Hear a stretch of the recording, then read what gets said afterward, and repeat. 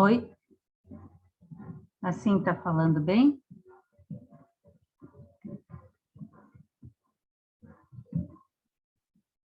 Ok, ok. Estão ouvindo bem? Assim, tá.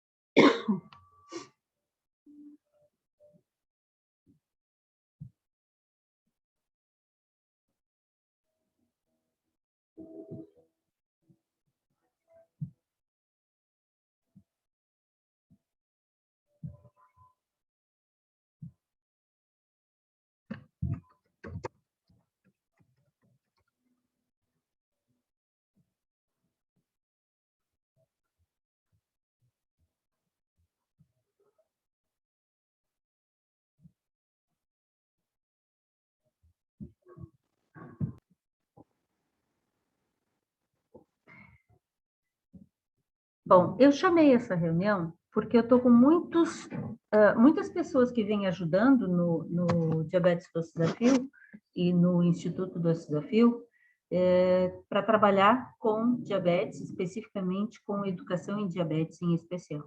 Então, aqui nesse grupo hoje, nós temos um grupo relativamente grande de profissionais e professores de educação física, além de outras áreas. O grupo está muito menor do que eu esperava, eu queria que tivesse mais gente aqui, mas é o que temos e vamos trabalhar, tá?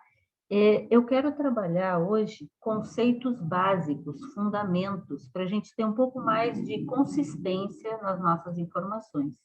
É comum a gente conviver com muita desinformação e, além de conviver com muita desinformação, é comum a gente trabalhar com muitos mitos, né? A gente ficar vinculado, dependente de muitos mitos acerca de diabetes. E quando a gente trabalha com educação em diabetes, é muito, muito, muito comum os próprios profissionais que estão conduzindo o trabalho, infelizmente, também estarem fundamentados em mitos. Por exemplo, eu já vou direto, não vou nem ficar perguntando para vocês, é completamente mito que diabético não pode consumir açúcar, né?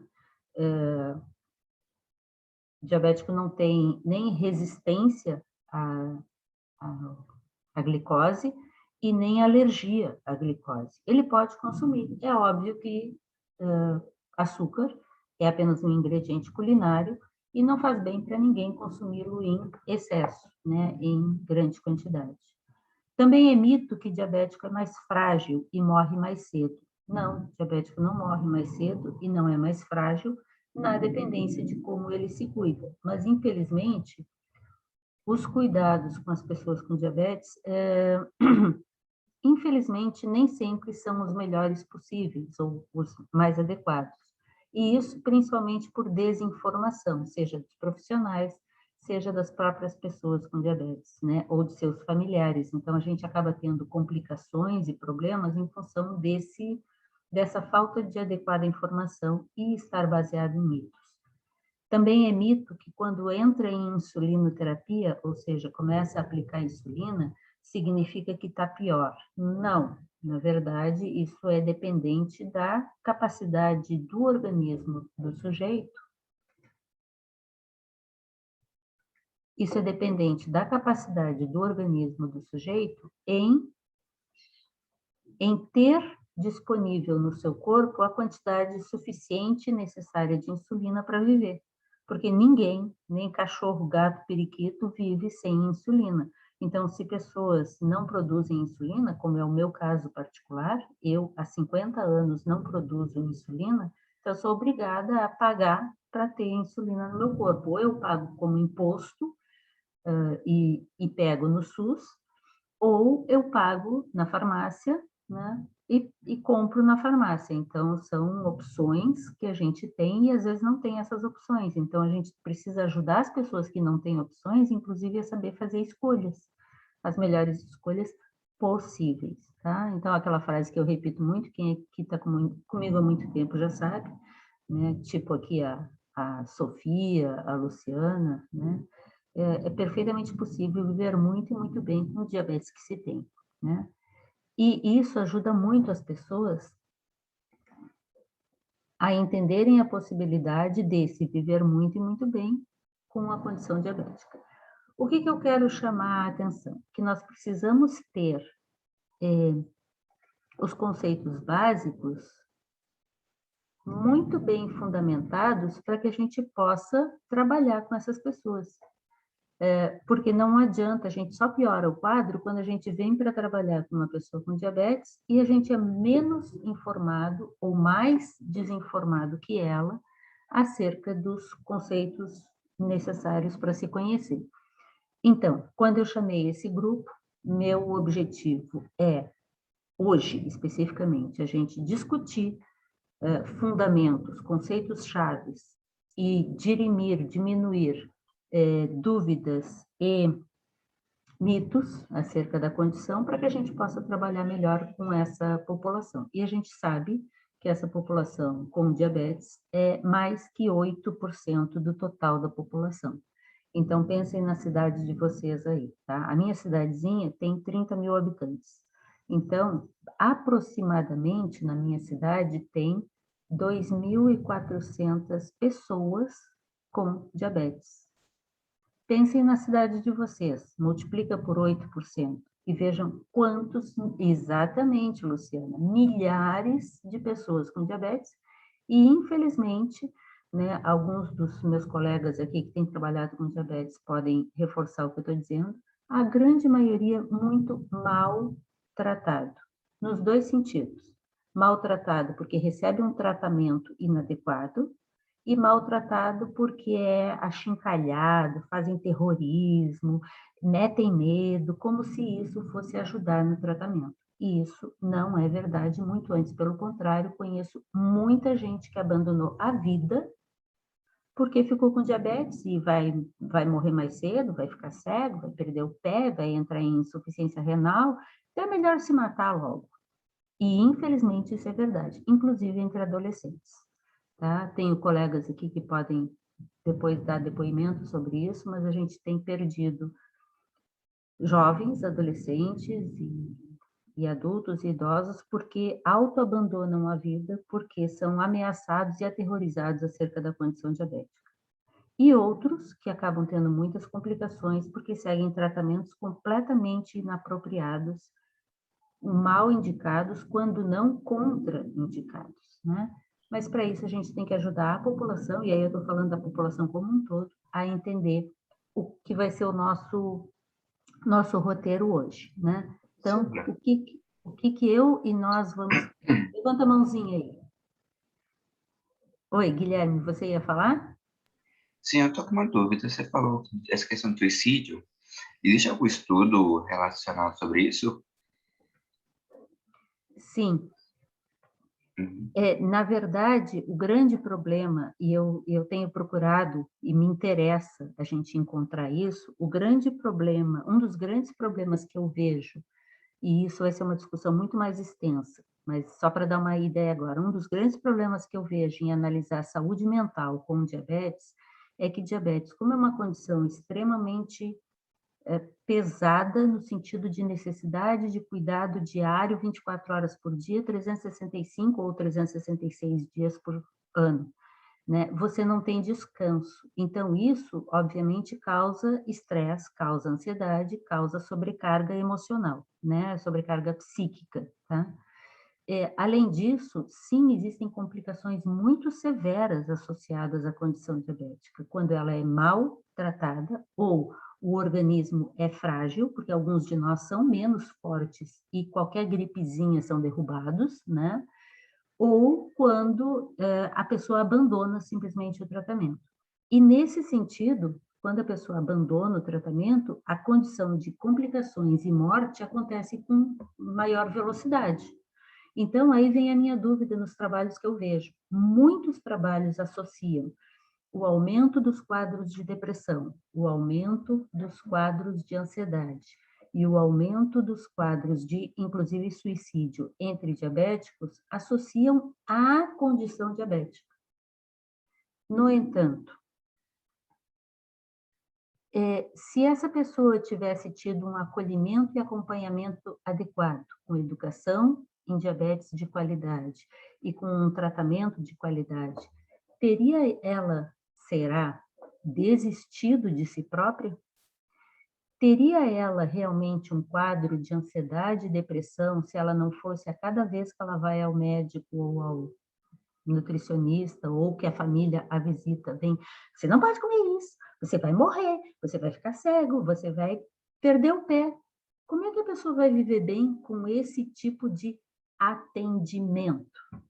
Então, a minha dúvida é se o suicídio se dá em função da condição diabética ou se ele se dá em função da sobrecarga que é imposta por uma sociedade doente e que considera o diabético um pobre coitado que está com o pé na cova. Só falta dar extrema-unção. Fala, Luciano. Ah, não, você só está concordando. Tá.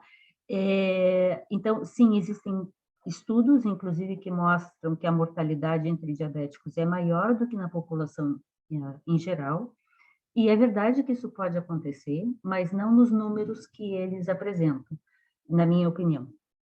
Porque eu acho que há um desvio, quem trabalha aqui com pesquisa vai entender isso, há um desvio profundo na forma de avaliação disso e ignoram que muitas vezes o que está envolvido nesse aumento das complicações, que sem dúvida causam quadros mais fáceis de depressão e de ansiedade, sem dúvida. Você perder um pé e continuar vivendo com essa circunstância e se culpando porque você não se cuidou, e às vezes não é culpa sua, é claro que isso aumenta a chance de suicídio e a chance de doenças mentais. Só que, será que você tem que ser culpado por não ter ido estudar? Porque foi isso que me fez, a mim e a outros aqui, tem poucos aqui diabéticos de longa duração, pelo que eu estou olhando, mas o que nos faz desenvolver complicações é principalmente a falta de conhecimento e de competência para lidar consigo mesmo. Eu tenho 50 anos de diabetes, estou fazendo 50 anos de diabetes esse mês. E eu não tenho complicações visíveis, né? Eu não tenho complicações, mas e por quê? Porque eu fui estudar. Desde os 14 anos eu estudo sobre diabetes, e sem parar. E é por isso que eu estou muito bem aqui, porque se eu seguisse o que alguns, eu já troquei de médico e de nutricionista. Nutricionista eu não tive muito problema, porque eu fazia formação de nutricionistas, e eu tenho alguns bons colegas, então, que me acompanham. Mas eu fui estudar. Então, eu não quero dizer que os profissionais são ruins, mas eu garanto para vocês, eu sou professora universitária, que a maioria dos profissionais não sabe sobre diabetes e faz qualquer coisa, e aqui todos são de nível, quase todos aqui são de nível superior. E a gente muitas vezes aprende na faculdade, eu sou professora na universidade, a gente aprende na faculdade com um professor que se formou há 20 anos atrás, e que está apoiado em livros de 40 anos atrás. E isso é extremamente comum. Então, continuam dando aula na universidade dizendo que diabetes é uma condição terrível, todo diabético é rebelde, e ele vai morrer mais cedo, e ele tem que saber que se não seguir exatamente o que o médico mandou, ele vai ter complicações. E é verdade, se ele tiver um bom médico, mas infelizmente a capacitação dos profissionais de saúde, incluindo os de educação física, é bem ruim. Então nós temos que ajudar a própria população a conhecer melhor. Essa é minha opinião e vocês não precisam concordar com ela, mas eu tenho certeza, por experiência própria, que a gente pode e deve viver muito e muito bem com diabetes. Mas isso só vai acontecer se nós próprios e a nossa família tivermos acesso a boa orientação. Quem dera a gente tenha acesso a um bom médico, a um bom nutricionista, a um bom profissional de educação física, a um bom enfermeiro, a um bom psicólogo, a um bom assistente social, a um bom farmacêutico, e por aí vai. Tá? Como a chance disso acontecer é pequena, né? Nós temos que correr atrás, porque a vida é nossa. A vida é minha responsabilidade. A minha vida é responsabilidade minha. A vida da minha filha, enquanto ela era dependente de mim, era responsabilidade minha. Então, eu vou correr atrás, tá? Então, em função disso tudo que eu estou falando, eu chamei uma conversa, uma aula, um debate, para a gente trabalhar alguns conceitos básicos, para que a gente possa fazer o melhor trabalho possível para com essa população que precisa e quer conhecer e tem necessidade de conhecer sobre diabetes. Se eu vou ser um profissional de educação física, ou um profissional nutricionista, ou qualquer que seja a área, que vou trabalhar com pessoas com diabetes, seja de qual tipo for, eu tenho que conhecer, no mínimo, o básico. E mesmo esse básico, muita gente acha, eu vejo meus estudantes no Doce Desafio, a gente pede para eles prepararem uma aula sobre tipos de diabetes. Eles abrem qualquer site da internet e falam um monte de abobrinha como se aquilo fosse a definição. Não, nós temos que... Eu vou incomodar vocês um pouco no sentido de questionar. Isso é verdade? Por exemplo, eu comecei falando sobre açúcar. É verdade que diabético não pode comer açúcar? Por quê? Qual seria o motivo para isso? É verdade, como eu já ouvi de dezenas de oftalmologistas, é verdade que depois de 20 anos de diagnóstico, todo diabético tem retinopatia, que é o problema que afeta a retina e assim a gente perde a visão. Eu não tenho retinopatia, eu tenho 50 anos de diabetes. É uma situação grave e que pode acontecer com diabéticos? Sim, e portanto a gente tem que saber disso. Mas não é verdade que todo diabético depois de 20 anos tem retinopatia.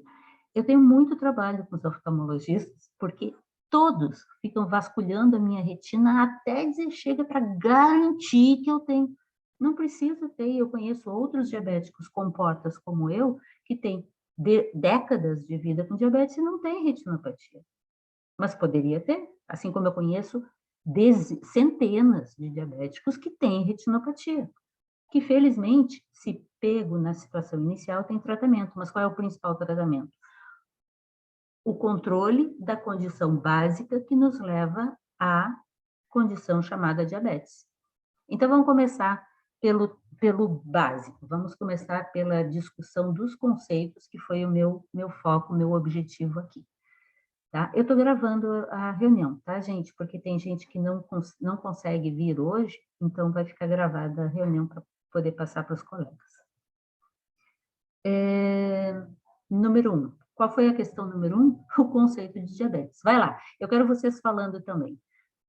Abre a tela aí, se quiser, ou abre o áudio. Quem é que me diz o que é diabetes? Eu pedi e eu sei que alguns pesquisaram, porque alguns já falaram comigo. O que é diabetes?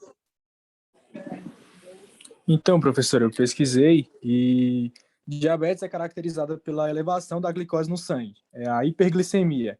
Aí ela pode ocorrer devido a defeitos na secreção ou na ação do hormônio insulina.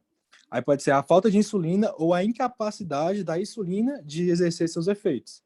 Aí tem o tipo 1, tipo 2 e também tem a diabetes gestacional. Ok, vamos segurar a questão da discussão dos tipos. Muito bom, bem simples, okay. Anderson, muito bom. Agora, que tipo de...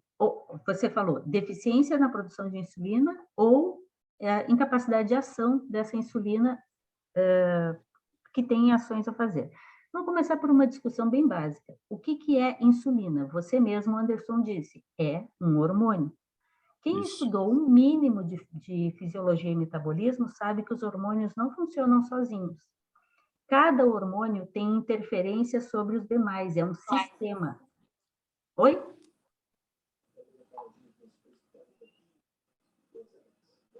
Desculpa, não te ouvi. Tá, ok. É um sistema, o sistema endócrino. Então, cada hormônio afeta os demais. Portanto, outros hormônios afetam a produção e a capacidade da insulina agir, assim como a não presença ou a inadequada condição da insulina afeta outros hormônios. Lembra que a gente estava falando sobre ansiedade e depressão? Insulina afeta, sim, as condições emocionais do sujeito. E quem, como eu, tem diabetes há muito tempo, a gente nota que nosso estado de humor é afetado pelas hipers e pelas hipos. A gente fica diferente. Vou até perguntar para a Luciana aí, porque ela tem A Ilana também tem criança, adolescente em casa com diabetes. Quando está alto, quando está baixo, faz diferença? Afeta o humor? Afeta, né? Não é em todos que a gente vê isso, mas na maioria. Por quê? Porque é um hormônio. Hormônios afetam o nosso organismo como um todo. Então, a discussão que apareceu há 2 dias atrás aqui no nosso grupo do Facebook, o hormônio insulina afeta o desenvolvimento sexual? Sim. Na falta de insulina, o desenvolvimento sexual da puberdade é travado. Eu fiquei diabética em 71, né? Então, vocês imaginam naquela época como é que era o tratamento. A gente aplicava NPH de manhã e rezava até o dia seguinte. Então, eu era hipoinsulinizada. O que aconteceu? Eu só fui menstruar com 17 anos e meio. E eu estou viva até hoje, apesar daquele tratamento arcaico. Por quê? Porque a gente cuida principalmente pelo estilo de vida. Tentando com medicação, no caso, como insulina, se é falta de insulina, como o Anderson chamou a atenção, ou com medicamentos que melhorem essa capacidade de ação da insulina no nosso corpo, tentando fazer com que o sistema funcione, né?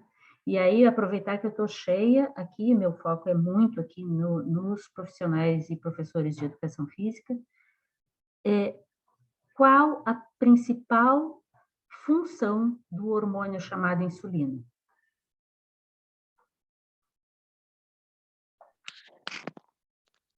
Seria a manutenção do metabolismo da glicose? Essa é uma das funções, mas não é a principal função do hormônio insulina. A função do hormônio insulina, a ação que a gente vê mais presente é essa, Bia. É a manutenção da glicemia, do controle da glicemia, a manutenção do equilíbrio dos valores glicêmicos no organismo. E, por isso, ela age com os carboidratos, que são os principais nutrientes que afetam a nossa glicemia, mas também age com proteínas e gorduras. Com qual função? Anabolizante. Lembram, educadores físicos, que a gente aprende sobre a função anabolizante da insulina e que se não tem insulina a gente não ganha massa, nem massa magra, nem massa gorda? E que com excesso de insulina aumenta a produção de massa corporal e que se não tiver exercício a gente ganha massa gorda? Então, no caso dos diabéticos tipo 2, que predominantemente tendem a ter graus variados de obesidade, ou pelo menos de mais massa gorda no corpo, né? É fundamental fazer exercício, porque o exercício ele aumenta a capacidade do organismo de ter seus tecidos permeáveis a captar a glicose para dentro da célula para ser transformada em energia. Se não tem exercício físico para gastar isso, vai acumular na forma de gordura. A hiperinsulinemia é muito presente nos pré-diabéticos e por isso pré-diabéticos tendem a se tornar cada vez mais obesos e por isso a obesidade é um fator de resistência à insulina. Então vira um círculo vicioso, você engorda, aumenta a resistência à insulina. Aí o corpo que tem produção de insulina libera mais insulina, o que faz com que ganhe mais massa gorda, porque não faz exercício. E aí, ganhando mais massa gorda, aumenta a resistência à insulina, que por sua vez... Então, aí a minha discussão, minha briga, tem alguns aqui que conhecem essa briga, de por que hiperinsulinizam os diabéticos tipo 1, que acabam virando adolescentes e adultos obesos e resistentes à insulina. Por erro. A gente tem que entender isso para poder ir adiante. Mas voltando ao conceito. Quem é caracterizado por não produção de insulina, a grande maioria não produz insulina por causa de uma condição autoimune, um ataque autoimune às células produtoras de insulina que se chamam células beta, chamadas células beta das ilhotas de Langerhans do tecido endógeno do pâncreas. Então, o pâncreas é uma glândula com 2 grandes áreas de ação, uma é endócrina, na liberação de insulina, glucagon e somatostina, esqueci o nome, é soma alguma coisa, né? E uma... Tatina. Somas? Tatina. Eu não lembrava. Obrigada, Ilana. E uma função exógena, que libera enzimas para a digestão de proteínas, gorduras e a quebra, né? E carboidratos no duodeno, que é a primeira porção do intestino delgado, onde ocorre a primeira parte da digestão. Então, se o pâncreas, e aí volto ao conceito de diabetes, se o pâncreas, por algum motivo, ele é deteriorado, ele é machucado, ele tem algum problema, por exemplo, a extirpação de uma parte do pâncreas por causa de um câncer, ou uma pancreatite aguda, ou um acidente em que a pessoa leve um baque no pâncreas e destrua parte do pâncreas, pode produzir tanto doença endócrina, principalmente diabetes, quanto doença exócrina, que é a dificuldade de digestão dos nutrientes que são consumidos no alimento. Então, o pâncreas é uma coisa muito mais complicada do que o pessoal diz assim, o pâncreas produz insulina, né? Mães pâncreas e pais pâncreas.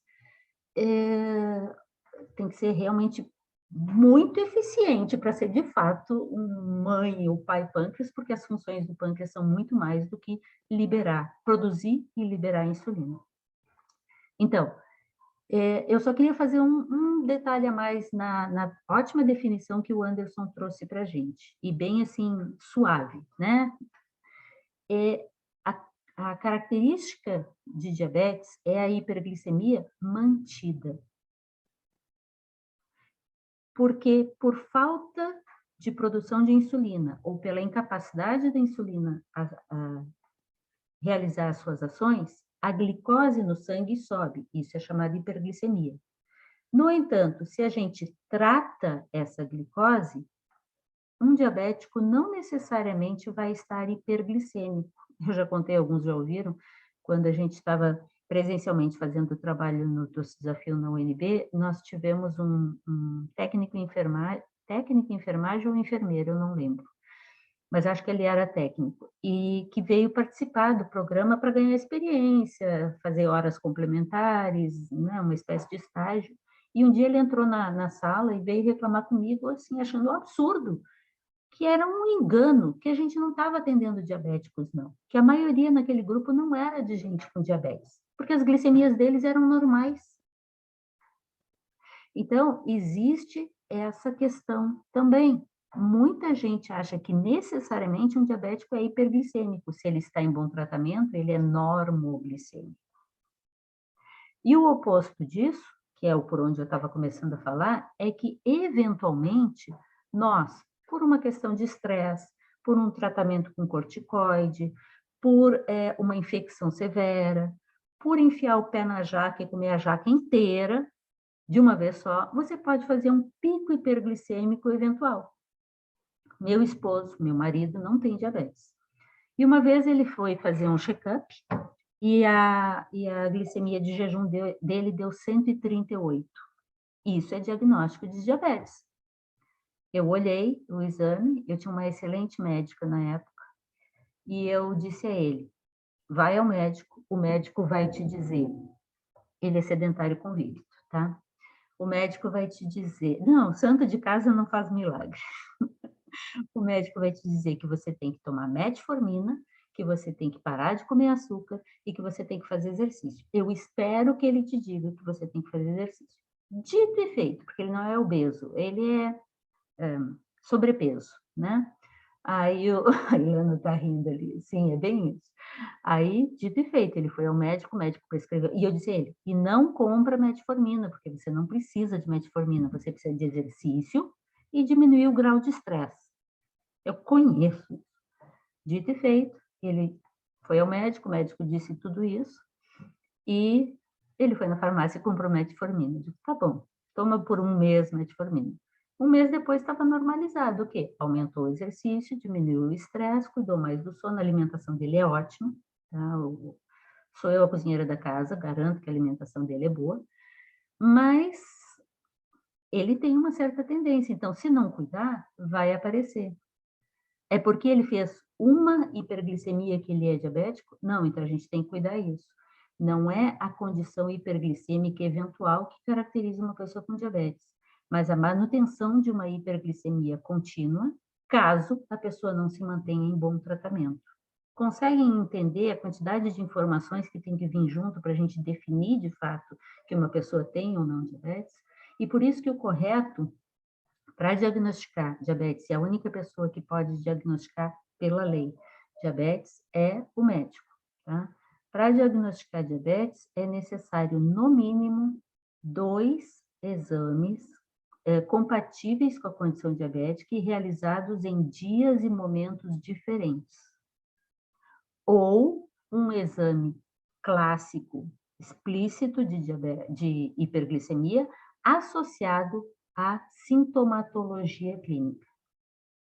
Então, nos diabéticos tipo 1, que é mais comum acontecer em pessoas magras, o fato da pessoa ir mais jovens, em tendência mais jovens, o fato da pessoa estar magra, fazendo muito xixi, bebendo muita água, tendo muita fome, emagrecendo a olhos vistos, cansada, sintoma de peso nas pernas, turvação da vista, tem sintomas clínicos e dá uma glicemia de 138, pode crer que isso aí é diabetes.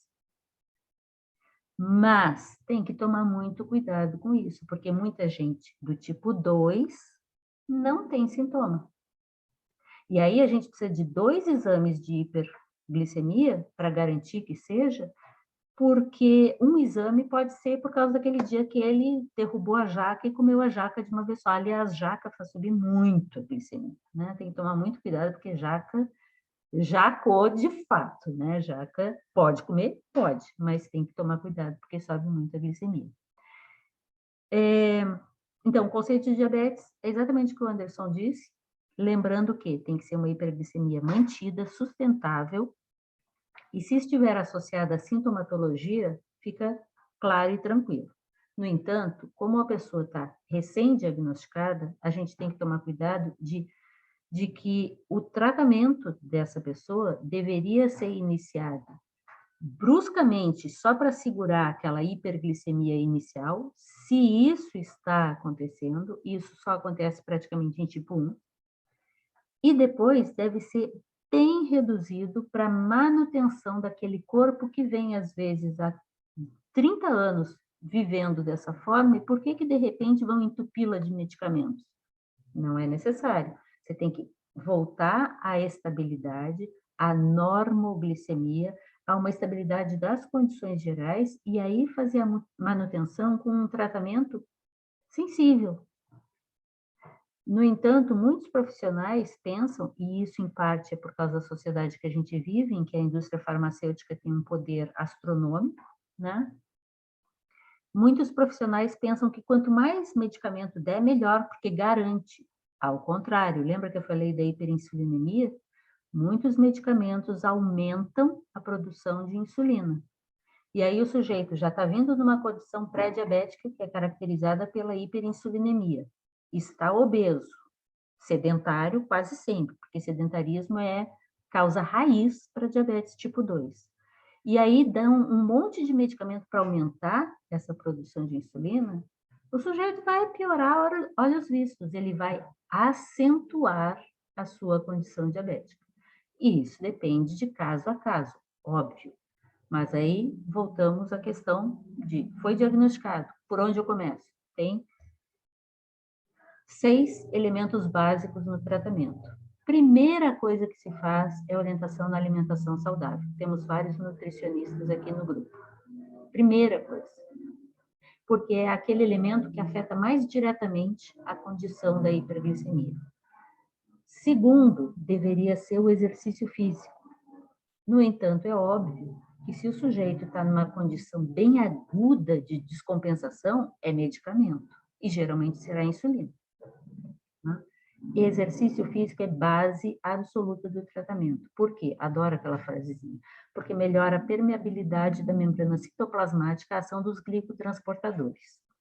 Ou seja, faz com que o tecido do nosso organismo, principalmente o tecido muscular, fique mais permeável a pegar que a glicose não se acumule no sangue, mas sim seja aproveitada dentro do tecido, dentro da musculatura em especial, e assim diminuindo a hiperglicemia sanguínea e aumentando a disponibilidade de energia dentro dos tecidos do corpo, em especial o tecido muscular. Tá? Então, o exercício físico é absolutamente essencial para reduzir a chance de ter diabetes e para tratar diabetes. Terceiro elemento, óbvio, então, a medicação. Nem todo diabético precisa de medicação, mas aquele que, como o Anderson chamou a atenção, não produz insulina, o que ele precisa? Não conheço ser mamífero, tá? Para não ir muito longe, sobre a Terra que não use insulina. Os que não usam insulina estão enterrados 7 palmos abaixo da Terra, abaixo do nível da Terra. Porque é impossível o nosso corpo funcionar sem insulina, porque ele é um hormônio anabólico e que permite a metabolização dos nutrientes para que a gente tenha energia, para que a gente possa funcionar. Então, quem não produz insulina, como eu, é obrigado a aplicar insulina. Isso não é porque a pessoa ficou pior. Isso é porque, ainda bem, há 100 anos atrás, descobriram a insulina. Então, por isso eu estou viva aqui. Por isso, alguns de nós estão vivos. Por isso, as pessoas que têm diabetes e que não têm produção suficiente de insulina precisam aplicar insulina para se manter vivos. E se fizerem isso de forma equilibrada, fisiológica, respondendo à necessidade básica que o organismo tem de quantidade de insulina, elas vão viver bem e normal, um pouco mais de estresse, mas normal, como qualquer outra pessoa que não tenha diabetes. Tá? Então, é uma condição crônica derivada da falta de insulina ou incapacidade da insulina exercer o seu papel nos tecidos.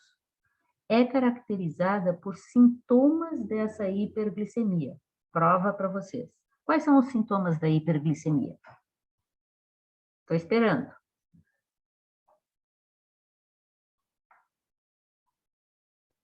Vai ganhar estrelinha quem responder. Pode ser a boca seca, muita... Professora, você está me escutando? Tô. Você desapareceu o som de repente. Boca seca. Ai, minha internet. Uhum.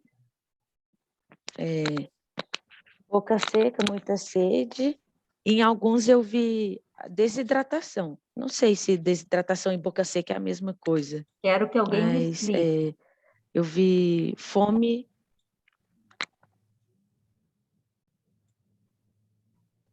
Mais alguém ajuda?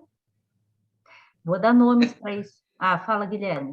Tem como repetir a pergunta? Que a internet dá uma caída aqui também. Quais são os sintomas da hiperglicemia? Porque, veja bem, diabetes é uma condição crônica, metabólica, caracterizada principalmente por uma hiperglicemia, como é que se diz? Efetiva e constante, né? Caso a pessoa não entre em tratamento.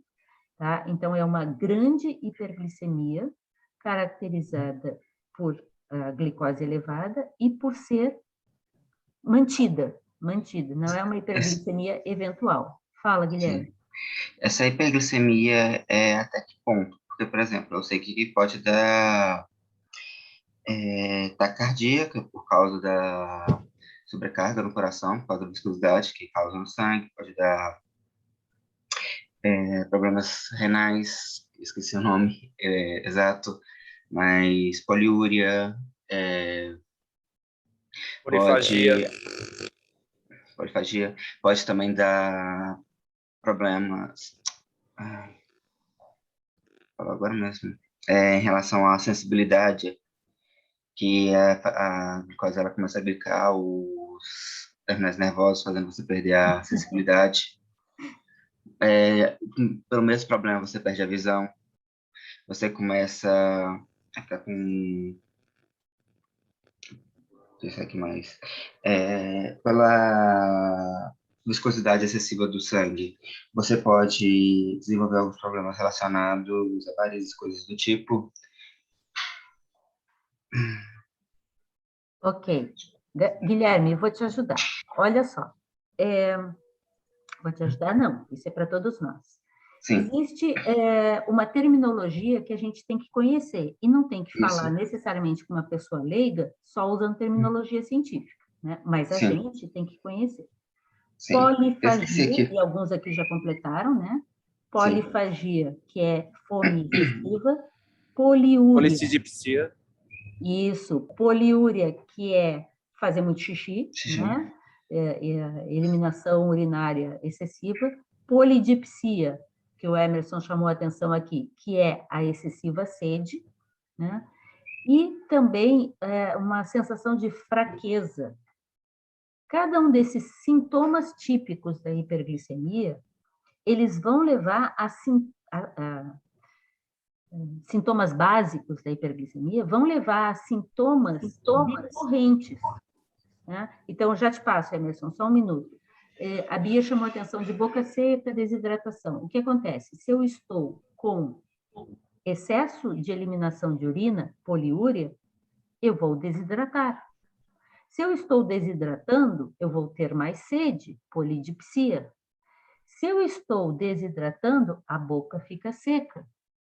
Então, são sinais e sintomas que a gente tem que aprender a identificar e ajudar a pessoa e a família que tem diabetes para entender, porque são sintomas importantíssimos que podem ser sinal de alerta para quem ainda não tem diagnóstico e correr atrás para descobrir, e para quem já tem diagnóstico entender, tem alguma coisa que está errada, porque isso não é normal. Para cada um de vocês, não é normal. Uma grande parte aqui está em Brasília. Brasília é muito seco, principalmente nessa época. E na seca, a gente sente a boca seca, a gente desidrata com mais facilidade, fazendo exercício a gente desidrata mais ainda, e, portanto, quando um diabético que precisa fazer exercício, faz exercício, ele tem que ser ainda mais e mais cuidado a questão da hidratação. E por que acontece essa desidratação? Essa é a pergunta que eu vou deixar aqui, enquanto o Emerson fala. Por que acontece essa desidratação? Fala, Emerson. Só completando, professora, desculpa o barulho, porque eu estou no ônibus, não sei se está dando para entender bem? Tá, sim. Um outro sintoma que eu li também foi o emagrecimento inexplicado, né? Que, na verdade, eu acho que não deixa de ser um sintoma, que seja secundário, né? Por conta de todos esses que já foram falados, correto? Perfeito. Porque, como você falou, uma coisa leva a outra, uma coisa vai levando a outra. Exatamente. E aí, necessariamente, se uma pessoa só tem um desses sintomas, ela não vai ser diabética, né? Correto? Tem que ser de forma conjunta os sintomas ou eles podem ser isolados? Nem toda pessoa que está com hiperglicemia tem sintomas, porque isso depende de um sistema neuroendócrino. Então, nós vamos ter no nosso acompanhamento pessoas de diferentes tipos de diabetes e de diferentes níveis de desenvolvimento dessa condição. O que acontece? Quando a pessoa já tem muito tempo de diabetes, dependendo da forma como o seu corpo se manteve e dos cuidados que essa pessoa teve consigo mesmo, mas também tem características aqui genéticas, essa pessoa pode ter mais ou menos sintomatologia, por exemplo, em relação à hiperglicemia. A maior parte, infelizmente, das pessoas que têm diabetes de longa duração começa a perder a capacidade de sentir os sintomas da hiperglicemia. Então, é muito comum a gente ouvir relatos assim, não, para mim é normal estar com 300 miligramas de glicose por milímetro de plasma sanguíneo é muita coisa. É completamente errado. Mas a pessoa diz é normal. Não é normal. Pode ser usual. E essa pessoa pode não ter sintomas, apesar de que você, Emerson, que não tem diabetes, se você fizer 300 de glicemia, eu garanto, você vai se sentir extremamente mal, as pernas parecem que estão pesando 1 tonelada por causa da viscosidade do sangue que o Guilherme estava chamando a atenção, porque imaginei, botar um monte de açúcar no copo com água, aquela água fica grossa, né? Melada, né? Por causa dessa hiperglicemia, vai ter muita sede, muita fome, uma fraqueza muito grande. Mas espera aí eu volto à minha pergunta que eu deixei aqui para vocês. Se a pessoa está entupida de glicose, e glicose gera energia, sistema ATP, CP, etc. Né? Glicose gera energia. Por que, se a pessoa está cheia de glicose, ela se sente fraca e com fome e com sede e, portanto, bebendo mais água, começa a fazer mais xixi e é como vocês disseram, uma coisa dependente da outra. Por quê?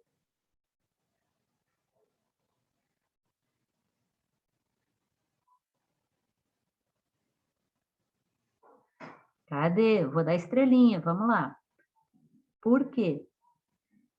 Por que a hiperglicemia causa esses sintomas? Se eu estou cheia de glicose, eu costumo brincar dizendo, eu tenho muita energia porque eu tenho diabetes. Se eu estou cheia de glicose no corpo, por que eu me sinto com fome e fraca?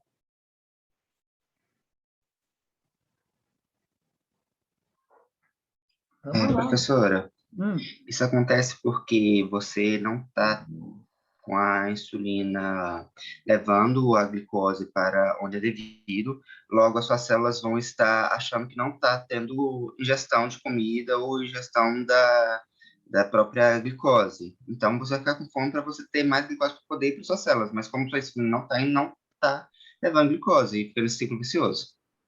Exatamente. Agora, vamos entender que isso tem 2 caminhos diferentes, já colocados por vocês. A insulina, ela pode não estar presente e assim a glicose fica no sangue e não onde deveria estar, que é dentro das células para passar por ciclo de Krebs ou outras formas, né, de gerar essa glicose em energia, para que a pessoa tenha energia. Portanto, a célula sinaliza: estou sem comida, estou sem glicose, eu preciso de energia. Então, ela desperta estímulos que fazem a gente ter fome. Portanto, lembrem, hiperglicemia dá fome. Por quê? Porque a célula está passando fome por falta de insulina. No entanto, nos diabéticos tipo 2, predominantemente, principalmente no começo, nos seus primeiros 10, 20 anos de diabetes, eles têm hiperglicemia e têm insulina. O que acontece? A insulina não consegue agir adequadamente nos tecidos. E eu não estou falando nem dos outros tipos de diabetes ainda, o MOD, por exemplo, que é diferente disso. O que acontece? A insulina está no sangue, a glicose está no sangue, mas as duas não funcionam, não conversam e não entram na célula. Portanto, a pessoa tem fome, mas ela está obesa e hiperglicêmica e tem insulina. O que está acontecendo? Acontece, então, que a insulina ela vai utilizar suas outras funções, que seria armazenamento dessa glicose na forma de gordura. E por isso é tão comum a gente ver em pessoas com resistência à insulina, elas têm insulina, têm hiperglicemia e elas engordam.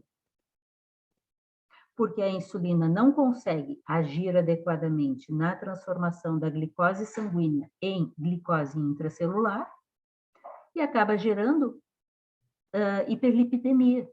Né? O que acontece? Nós temos aqui, então, reduzir essa resistência à insulina. E um dos fatores essenciais para isso acontecer é uma alimentação saudável, mas o mais essencial é exercício físico. Porque o exercício físico, agora eu vou pergunte aos universitários, qual a ação do exercício físico em relação aos glicotransportadores? O exercício físico, ele vai sensibilizar os receptores da insulina, fazendo com que rompa um pouco dessa falta de sensibilidade, fazendo com que a insulina consiga fazer o seu papel. Porque o que acontece? Na membrana celular está tendo glicose batendo na porta, está tendo insulina que deveria estar abrindo a porta, mas por dentro da célula, os glicotransportadores, aqueles que têm a capacidade de abrir a porta por dentro, é igual porta de casa. Se ela tem duas chaves, uma por dentro e uma por fora, não adianta abrir uma só. Então, se esses glicotransportadores não estiverem em número suficiente e estimulados, eles não abrem a porta por dentro. E aí a insulina e a glicose ficam brigando e acaba, em vez de entrar pela porta da glicose, entra pela porta da geração de gordura. E aí começa a aumentar as células adiposas. Tá? Por isso o exercício é tão fundamental para todos os tipos de diabetes. Todos os tipos de diabetes. E no tipo 2, em especial, isso é mais falado. Por quê? Porque a condição tipo 2 é muito mais prevalente, tá? De 90% a 95% das pessoas que têm diabetes são do tipo 2. Então, tem muito mais interesse econômico, inclusive, tratar diabetes tipo 2, porque é predominante na população, mas também porque o exercício físico é comprovadamente tratamento em tipo 2. E, importantíssimo, na minha opinião, isso em relação à educação em diabetes. O exercício físico, ele pode e deve reduzir a necessidade de medicamentos no diabetes tipo 2. Tá? Se a gente tivesse alimentação saudável, e isso é publicado, gente. Se um sujeito com tendência a ter diabetes tiver exercício físico regular e adequado, alimentação saudável, redução do estresse e melhora da condição de sono, isso vai reduzir a sua obesidade. E com isso, ele pode não precisar de medicamentos. Mas isso pode não interessar a alguns, entende? Fala, Guilherme, depois a Camila. Então, professora, eu estou com uma certa dúvida aqui. O emagrecimento causado seria por causa da glicosúria? Não? A glicosúria, novamente, vai ser consequência. Então, no tipo 2, a gente tem um aumento da massa corporal, tradicionalmente, não é em todos assim, mas a grande maioria é isso que vai acontecer, porque ele tem produção de insulina, mas a insulina não está agindo direito nos tecidos. Existem medicamentos sensibilizadores dos tecidos que melhoram essa captação da glicose, só que a gente, de qualquer forma, tem que reduzir o fator de gordura circulante, a hiperlipidemia, porque as gorduras também diminuem a capacidade, a gordura circulante, né, o aumento do colesterol e triglicérides diminui a capacidade dos tecidos de captar glicose, atrapalha a ação da insulina. Então, é um quadro muito mais complexo do que pensam que é. Tá?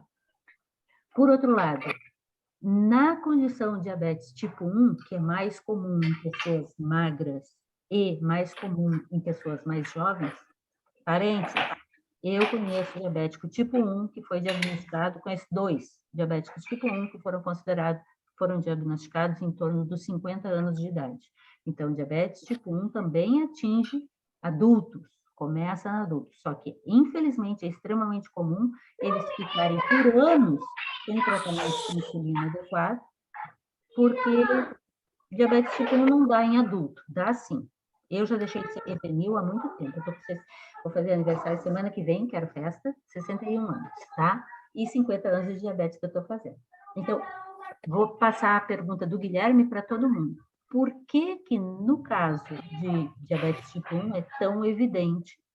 E no caso de diabetes tipo 2, depois de anos de diagnóstico, isso tende a começar a acontecer, é tão evidente a perda de peso. Se ele está cheio de glicose no corpo, por que que ele perde peso? E isso dá fome, óbvio. Fala, Camila. Jane, está me ouvindo? Estou ouvindo. É que estavam falando de exercício físico e eu vi uma médica falando esses dias que ela é diabética, que ela aplica insulina para fazer atividade física porque a glicemia tem um aumento, né? E Eu não entendi o porquê, porque eu não sabia disso. Aham. Isso, Camila, eu vou te pedir para segurar, eu até anotei aqui, para não esquecer de voltar, porque isso vai exigir a gente compreender outras coisas primeiro. Isso é um detalhamento bem mais profundo, tá? A gente Ah, tá tem que bom. entender, não estou recusando, não. Acho que é importante a gente entender isso. Mas eu primeiro quero ver se vocês conseguem me responder o porquê o sujeito que tem diabetes, principalmente diabetes alta, principalmente hiperglicemia consistente, ele emagrece. Porque o que a gente estava falando aqui é que com hiperglicemia e hiperinsulinemia, ele engorda. Então, por que que alguns diabéticos, cerca de 10% dos diabéticos, emagrecem? O meu caso, quando eu descobri o diabetes, eu emagreci 21 quilos, um pouco antes de descobrir. E quantos anos você tinha, Camila? 30 anos. E te diagnosticaram como tipo 1 ou tipo 2? Tipo 1. Você deu sorte.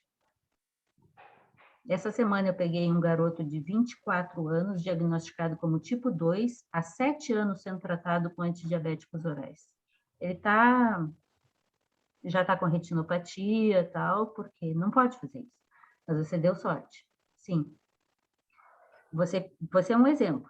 Você perdeu 21 quilos, e só isso caracterizaria o que o Guilherme ou o Emerson, né, acabaram de perguntar. E eu estou perguntando de novo, por que que diabético emagrece? E emagrece não é inexplicável, é sem que haja um motivo visível para explicar isso. Por exemplo, o sujeito resolveu não, começou a passar fome porque a pandemia ele perdeu o emprego, não tem mais comida em casa, ele passou a ter que caminhar diariamente juntando lixo na rua, então ele está fazendo muito mais exercício, não está comendo, ele vai emagrecer. Tá? Como dizia meu pai, ele nunca viu em campo de concentração alguém gordo, né? Porque tem gente gorda que diz assim, não, eu não sei por que eu engordo, eu nem como muito. Não, se você não comer, você não vai engordar, não tem como.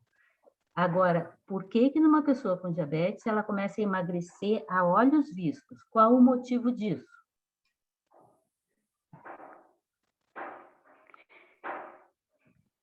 Gente, me ajudem. Eu sei. Eu tive uma explicação básica, né? Que eu não sou da área da saúde nada, mas assim, a grosso modo, foi me explicado que por a energia não ir para a célula, o corpo começa a comer a gordura. E esse foi o motivo, porque eu comia muito e tinha muita canseira e mesmo assim emagreci 21 quilos.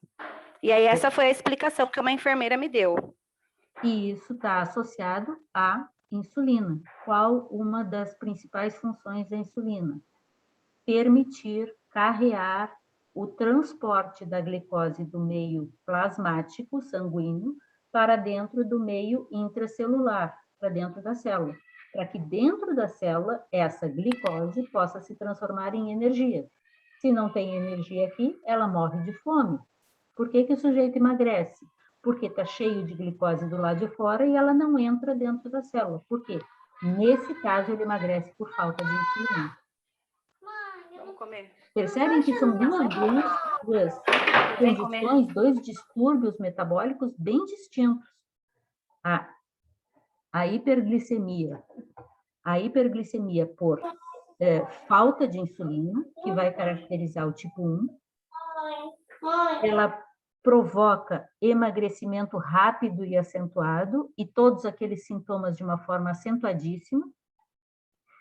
E a hiperglicemia por diabetes tipo 2, não, e a hiperglicemia por resistência à insulina nos tecidos, que geralmente vai estar associada a 4 principais fatores: sedentarismo, obesidade, má alimentação, altos níveis de estresse, e esqueci o quinto, sono inadequado.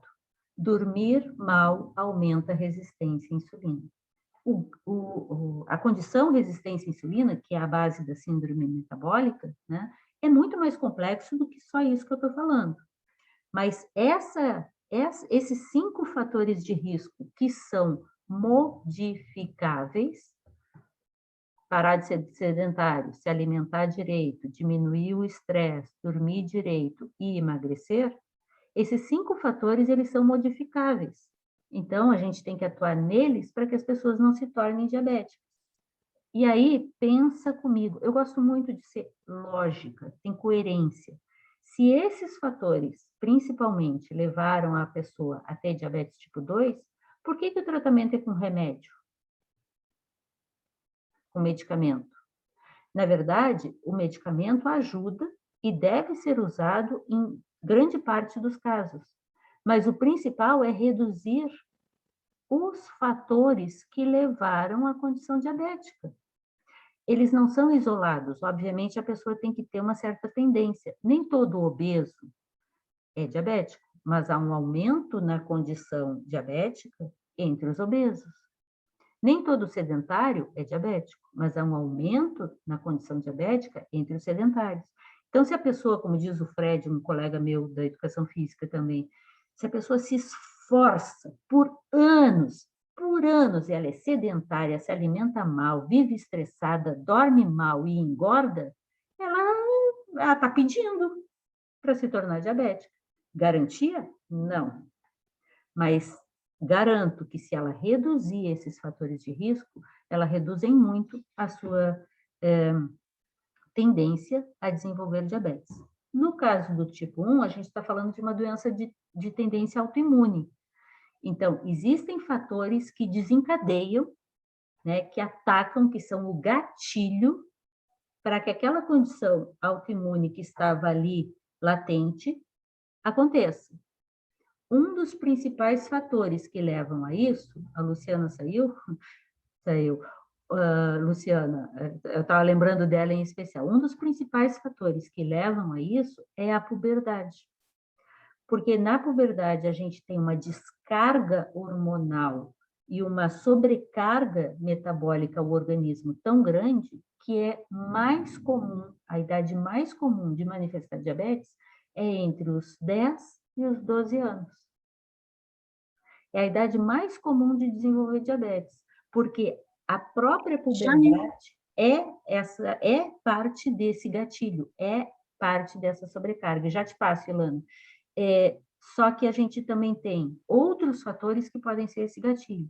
Estresse emocional, a perda de um ente querido, a avó que morreu, mudança de cidade,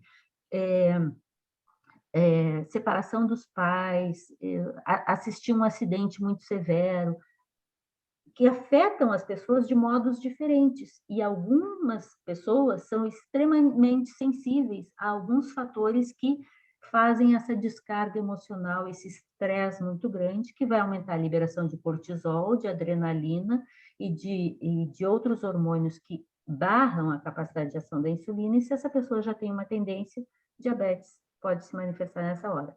Também o tratamento com corticoides e também infecções severas. Desculpa, Ilana. Não, eu ia perguntar se a média de criança é 10 anos, porque com 7 vem aquela primeiro estresse de alfabetização, né? Isso. Então é 10.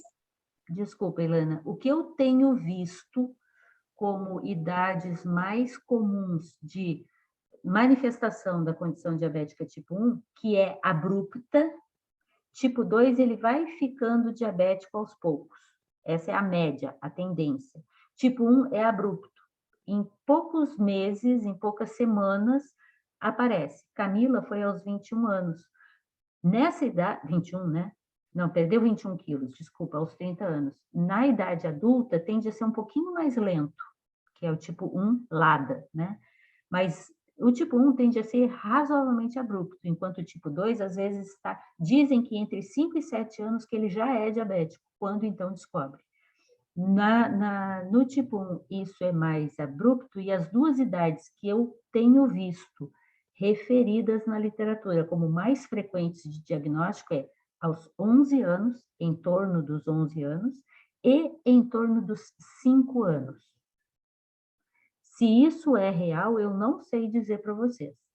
A gente até pode fazer um levantamento, a gente tem acesso, em Ilana, a gente tem acesso a um volume de gente tão grande que, de repente, a gente pode fazer um levantamento desse tipo. É uma coisa simples, perguntar com quantos anos você foi diagnosticado, né? E ver na nossa amostra privilegiada, mas, obviamente, como é que é a palavra?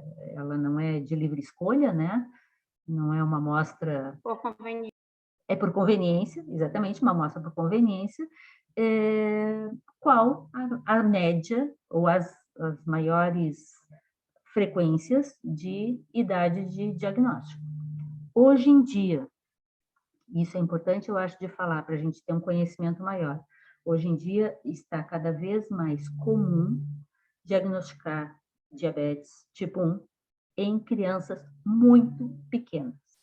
O volume, a Ilana sabe disso, porque ela está comigo, tem acompanhado isso, o volume de crianças de 2 anos que eu tenho atendido com diabetes é absurdamente grande. Mas isso poderia ter algumas explicações que eu tenho visto e com as quais algumas eu concordo. Número 1, o péssimo estilo de vida que a gente está mantendo. Crianças pequenas, ao invés de serem amamentadas no peito, são entupidas com produtos artificiais, e isso pode, a gente sabe disso, causar resistência e funcionar como alergeno, né? Desenvolvendo um aumento na liberação de corticoide, e assim um organismo que ainda está maturando do ponto de vista metabólico, ele é agredido e essa insulina para de ser produzida adequadamente. Aliás, vocês sabem que, infelizmente, existe gente que dá Coca-Cola em mamadeira, né? Leites artificiais são mais comuns do que leites natural, amamentar, né? Então, esses fatores afetam. Seria uma das explicações que tem. Outra explicação que tem sido dada é a quantidade de hormônios dados ao gado, né, aos rebanhos, e que isso, tanto galinhas, né, tanto as aves, quanto os rebanhos mamíferos, são produzidos com altas cargas de hormônios para que amadureçam mais rápido e se tornem produto vendável com maior rapidez, e que isso poderia estar afetando o desenvolvimento das crianças que muito cedo são colocadas em contato com alimentos artificialmente estimulados, né? E outro fator que eu acho fundamental da gente pensar é que antigamente nem se pensava que uma criança desenvolvesse diabetes numa idade tão tenra. Então, eu penso que a maioria das crianças antes de 2 anos de idade, que no passado ficavam diabéticas, simplesmente morriam de inanição. Por não ter insulina sendo produzida no corpo, ela ia definhando e morria, sem que chegassem a diagnosticar antes de morrer qual era o motivo daquilo. No entanto, eu conheço amigos meus, né, que foram diagnosticados com diabetes há mais de 50 anos, ou há mais de 30, 40 anos, com diabetes tipo 1 antes dos 4 anos de idade. Particularmente, eu lembro, por exemplo, da Ana Lúcia, que foi diagnosticada com 1 aninho de idade e hoje tem 57 anos de idade, né?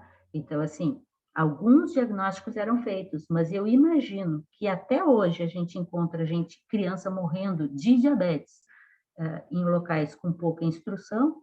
Então, imagina naquela época em que a instrução era absolutamente mínima, né? Então, eu acho que esse é um dos motivos. Então, talvez, Ilana, voltando à questão da idade, talvez a gente tenha picos variados na manifestação de diabetes tipo 1, no debut, né?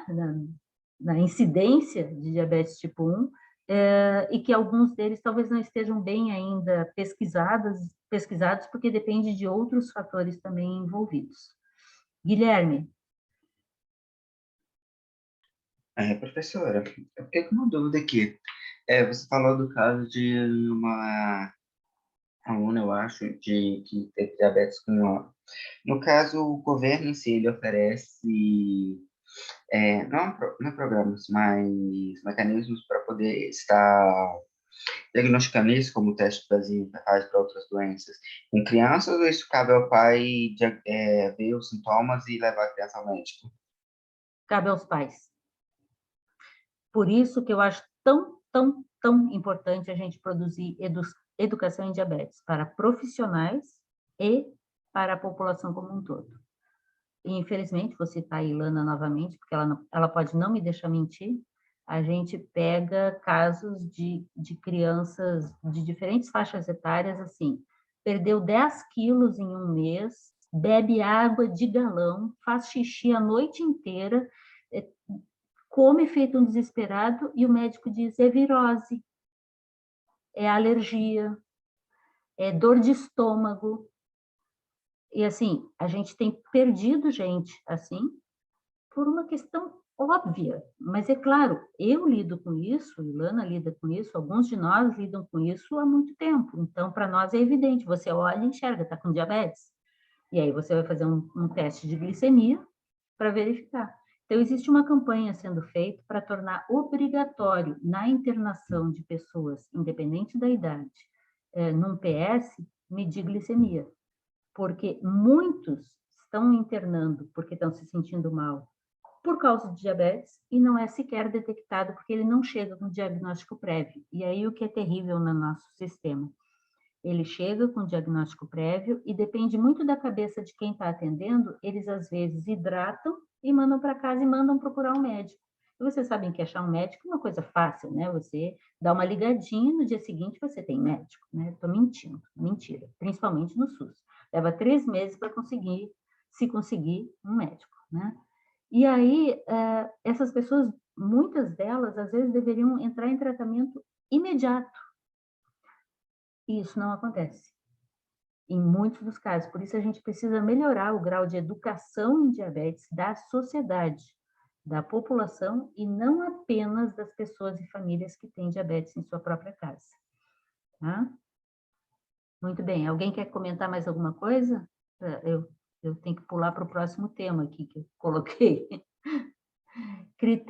Sim, nós estamos falando, o próximo tema era critérios diagnósticos. A gente está falando sobre valores de glicose.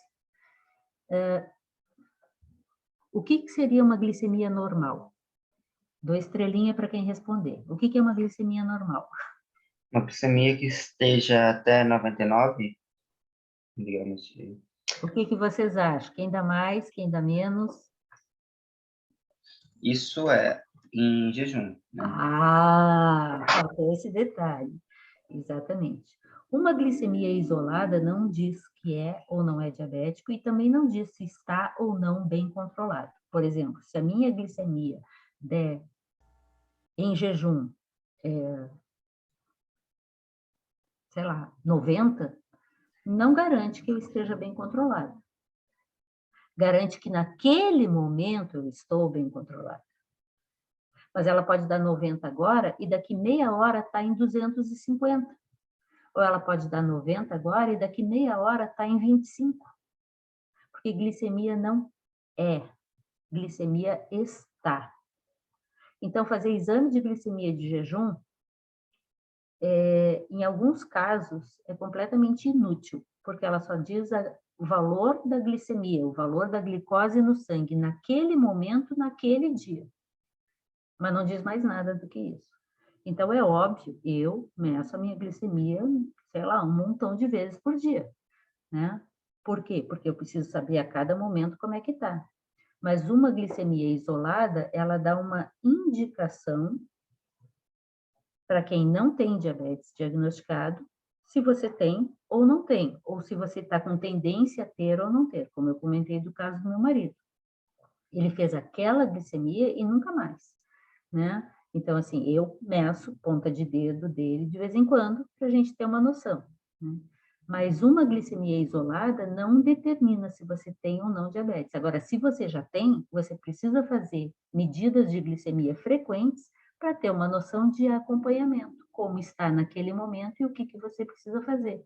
Com um conjunto de valores de glicemia ao longo de vários dias, você consegue ter uma noção de horários em que você precisa melhorar a sua alimentação, ou colocar exercício, ou mudar a medicação daquele horário, e horários que está tudo bem e você vai levando desse jeito, né? Então, são ajustes no estilo de vida que fazem com que você consiga manter um valor de glicemia aceitável. No caso de pessoas com diabetes, então, de 70 a 99, como chamou a atenção o Guilherme, é glicemia de jejum considerada não diabetes. Mas ela tem que ter pelo menos 2 repetições para garantir que não é diabetes, que não é daquele dia só que ela estava boa, tá? Glicemia pós-prandial. Até 140 é considerada uma glicemia normal. Mas, novamente, não é porque uma vez depois da refeição, 2 horas após a refeição, deu normal, não é garantia de que você não tem diabetes, ou de que está sempre bem controlado, tá? Acima de 140, até 200, e aí depende da referência, alguns chamam até 180, outros até 200. Mas de 140 a 200, podem haver picos eventuais.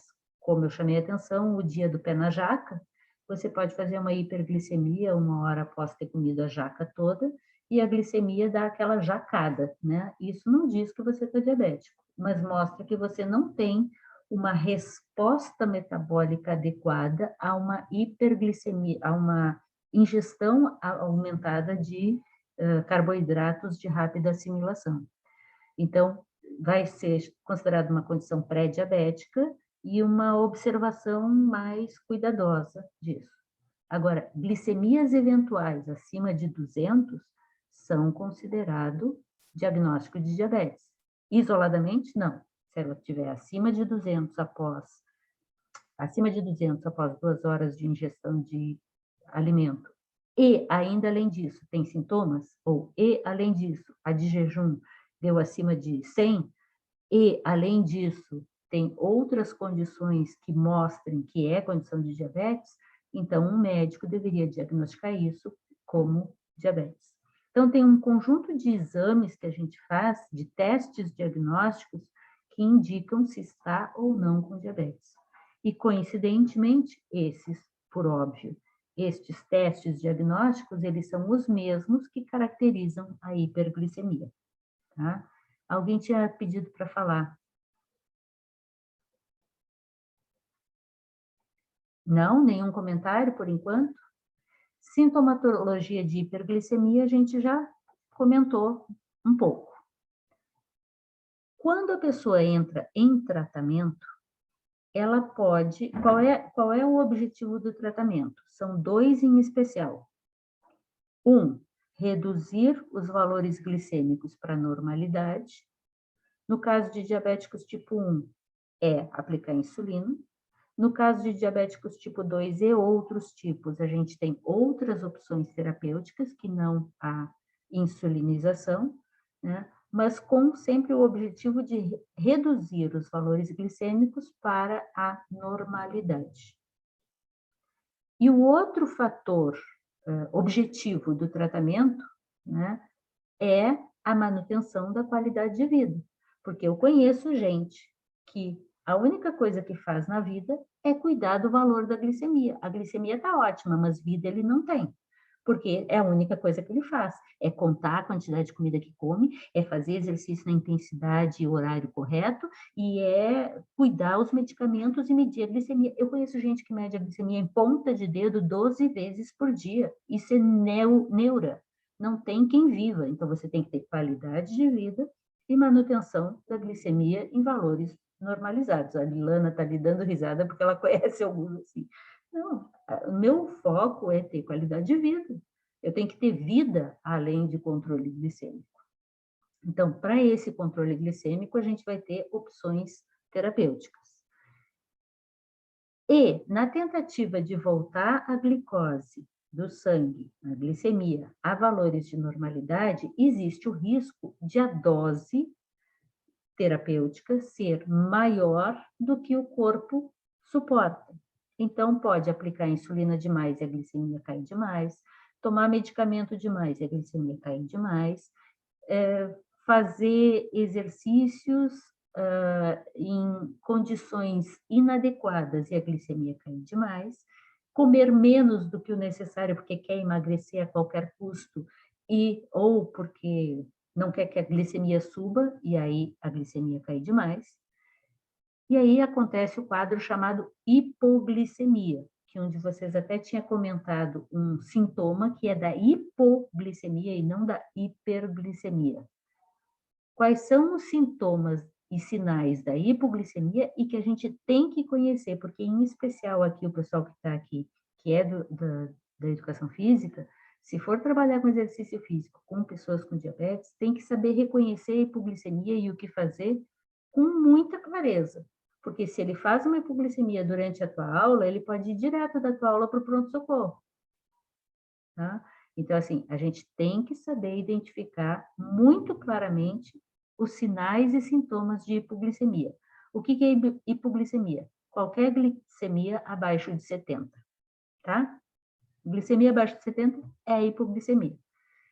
Atualmente se refere abaixo de 70 é hipoglicemia leve, abaixo de 55 é hipoglicemia média, e hipoglicemia grave é aquela em que o sujeito precisa de auxílio, de ajuda, porque ele perde o controle, ele não consegue se recuperar sozinho, tá? Esse é o oficial. Eu tenho algumas discordâncias com alguns desses fatores. Quais são os sintomas de hipoglicemia? Estou dando estrelinha para quem responder. Fala, Bia. Confusão mental, tontura, fraqueza, tremores, capacidade de pensar claramente, visão borrada. Olha só, muito bom, Bia. Fraqueza e visão borrada também são sintomas de hiperglicemia. Não sei se foi o Emerson ou foi o Guilherme, algum de vocês comentou sobre taquicardia, também na hiperglicemia. A taquicardia é mais comum na hipoglicemia. E ela pode ocorrer, sim, como você bem comentou, na hiperglicemia, quando, pela excessiva viscosidade do sangue, principalmente em exercício, o sujeito tem que bater com muito mais força o coração para que esse sangue possa circular para atender os tecidos em que ele está sendo demandado, né? Mas não é uma taquicardia, tende a não ser uma taquicardia, aspas, de graça, como acontece na hipoglicemia, tá? Na hipoglicemia, a taquicardia é evidente. Tremores também. Taquicardia, tremores e sudorese fria são sintomas clássicos de hipoglicemia. E por que eles acontecem? A glicose no sangue está baixa. E acontecem esses fatores. Por quê? Fisiologia básica, gente, vamos lá.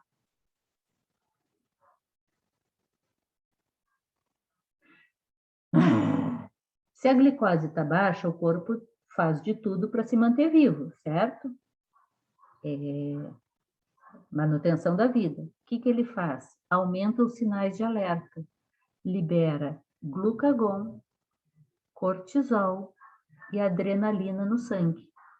A adrenalina promove, a adrenalina e a noradrenalina, né? Promovem taquicardia, para que o coração bata mais, para mandar sangue mais, principalmente para o cérebro, que aí causa o que a Bia muito bem chamou a atenção, e eu acho esse um dos fatores mais importantes para a gente prestar atenção na hipoglicemia: confusão mental, dificuldade de pensar.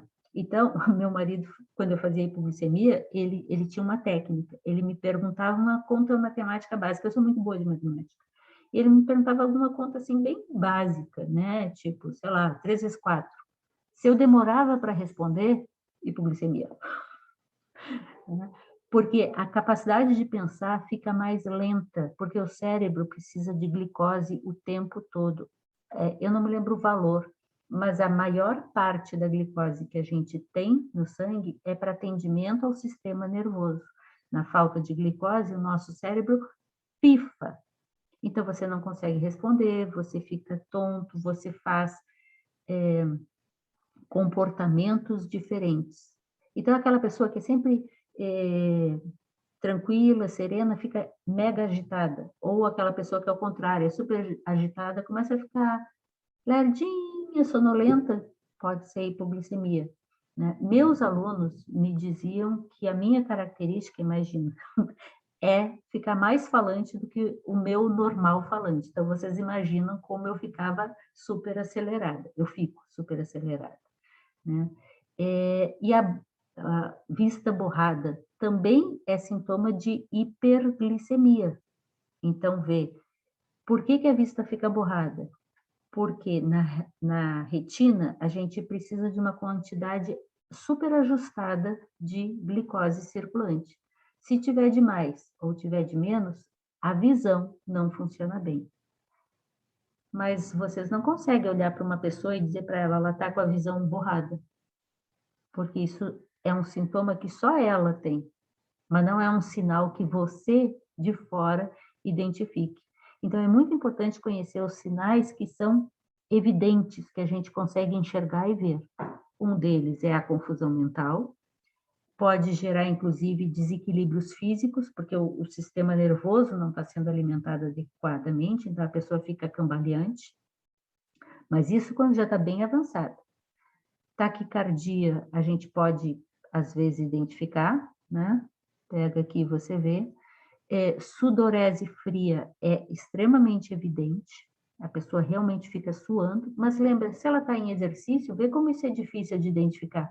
Natação é uma dificuldade para você identificar uma hipoglicemia na natação, porque ela está molhada, ela está taquicárdica, né? Fome dá na hipo e dá na hiper, nas duas da fome.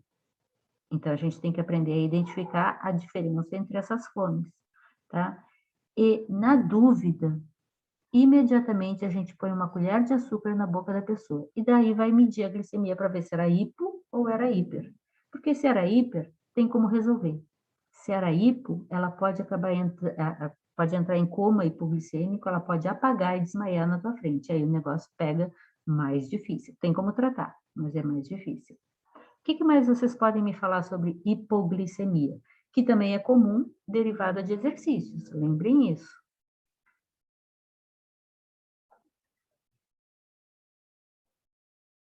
Nada? Ninguém quer ganhar estrelinha extra?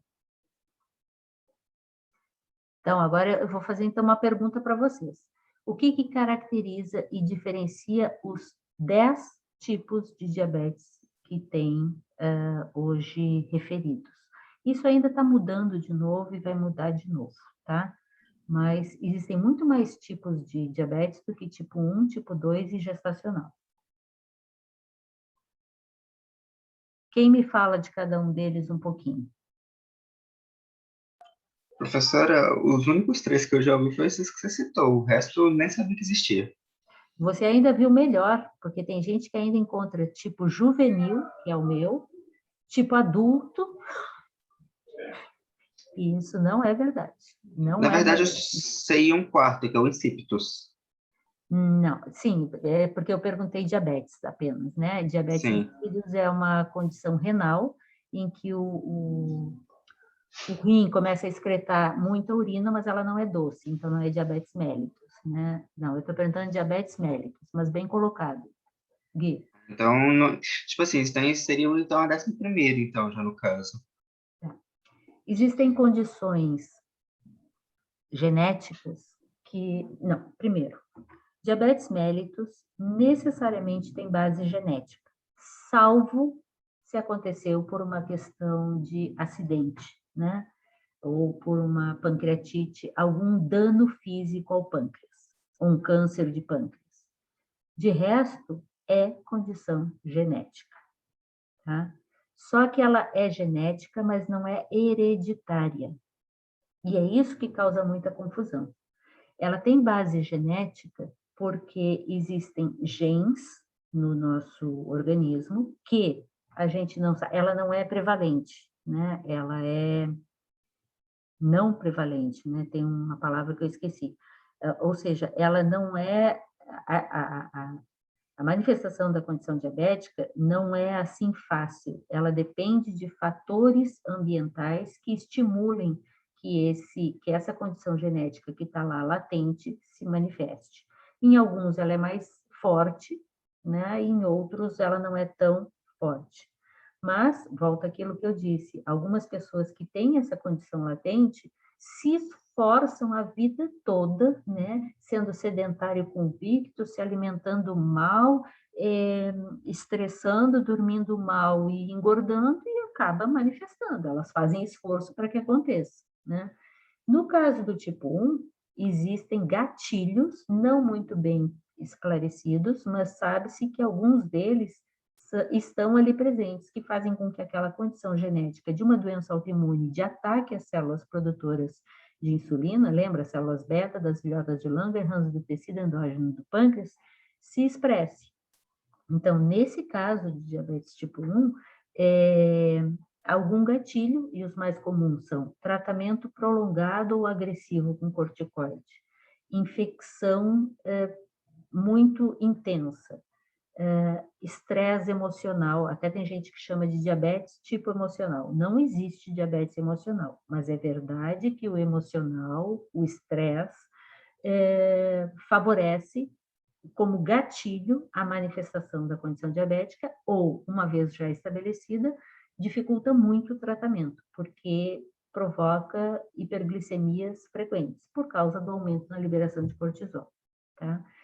E esses fatores ambientais fazem com que aquela condição que estava latente se manifeste, tá? Então,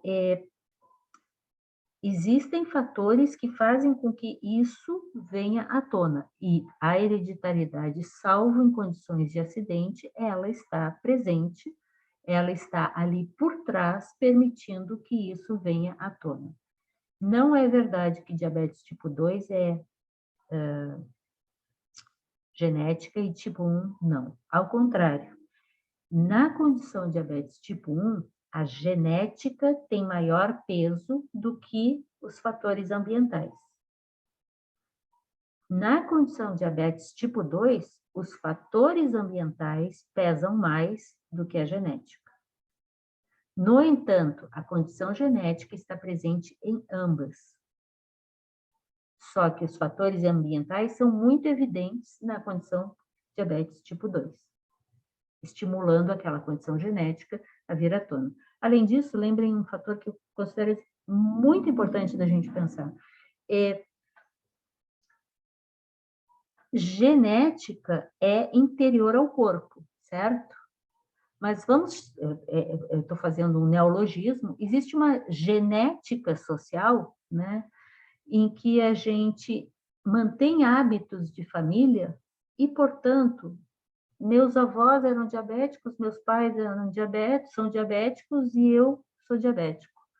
Porque, além dos fatores genéticos internos, eu mantenho fatores de estilo de vida que favorecem que essa condição se expresse, se manifeste. Então, numa família em que todo mundo come mal e a criança desde pequena é submetida a essa alimentação inadequada, ao sedentarismo, ao estresse, a ficar vendo TV até tarde da noite, as condições para desenvolver diabetes estão sendo mantidas e estimuladas. Então, isso acaba levando a parecer que na condição de diabetes tipo 2, a hereditariedade esteja presente e a genética seja mais forte, mas não é assim.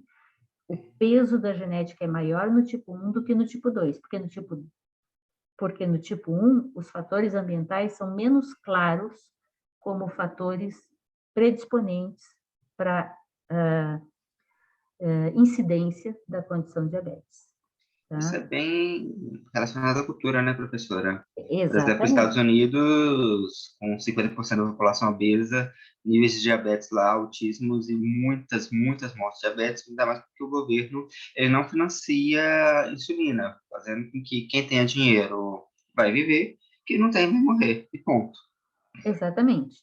Um grande problema relacionado a isso, Guilherme, e eu acho que isso é importante a gente entender como profissionais para trabalhar com educação em diabetes, é que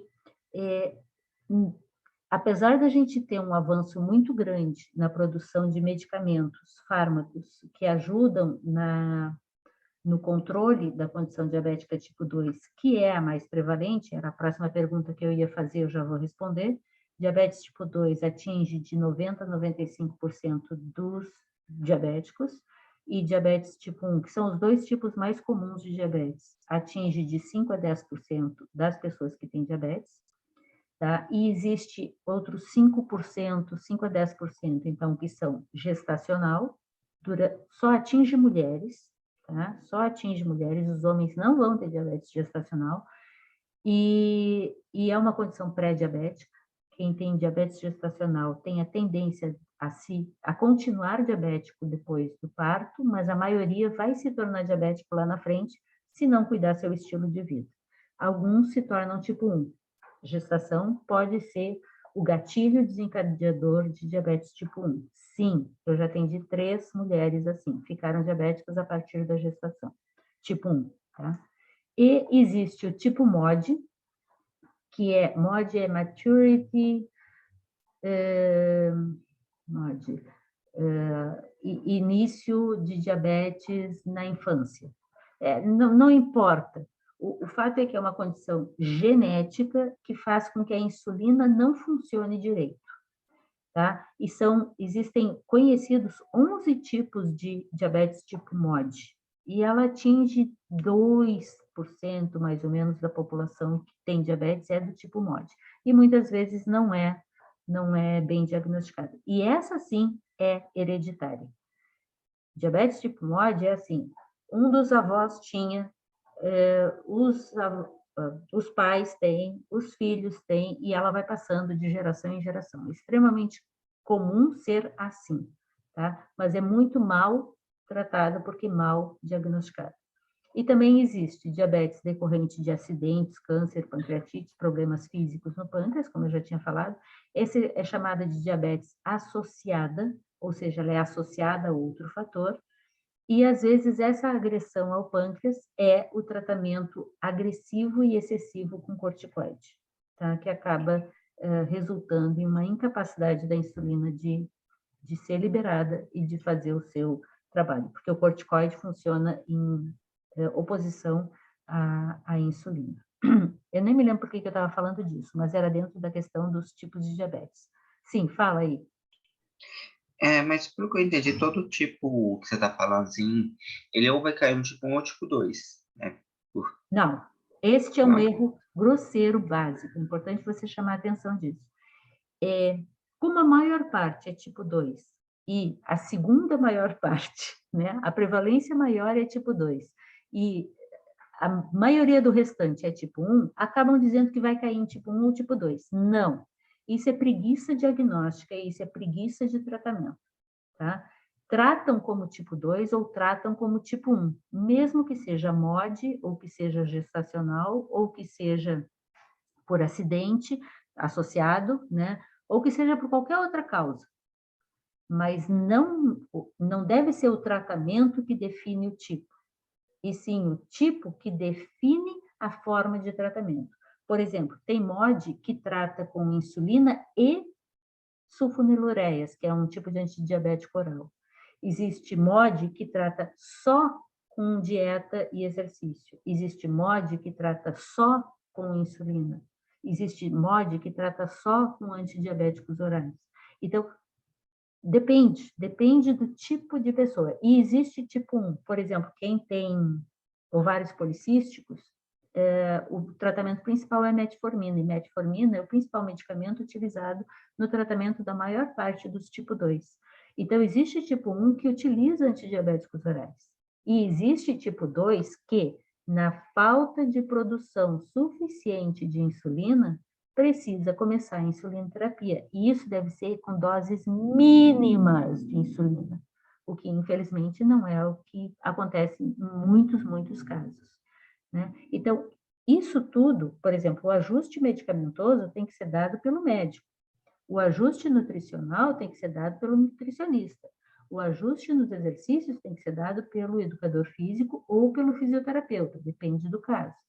E o ajuste nas questões emocionais deve ser dado pelo psicólogo.